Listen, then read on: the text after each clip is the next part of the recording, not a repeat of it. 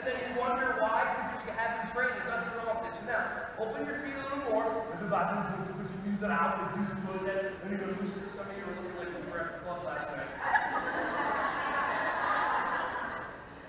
Okay, alright, awesome. Now, let's do some balancing. So what I want you to do is you're going to pick up your right knee, and all I want you to do is try to balance for 5 seconds. Ready, set, go.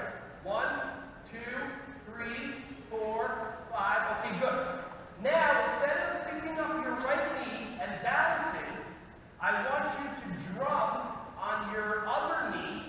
I'm sorry, I want you to drum on your right knee. The more that you drum, the higher the knee comes up. So if I go like this, so ready, start drumming, start drumming, start drumming, start drumming, start drumming, start drumming, start drumming, start drumming, and put your foot down.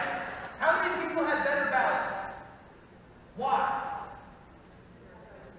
Because what? Why? You're doing other movements. And are you focusing on your balance, or are you focusing on something else?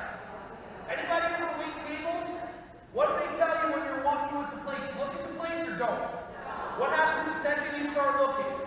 Your mind starts creating, they could fall. And then your body goes, what do you want to do? Make sense?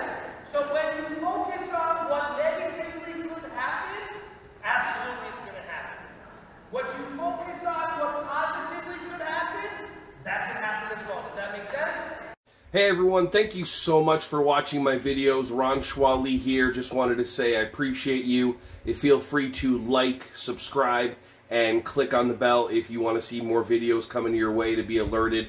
Just thank you so much, and feel free to share this content with anybody who you think would find some value from this. Have an awesome, joyous, wonderful, breath-filled rest of your day.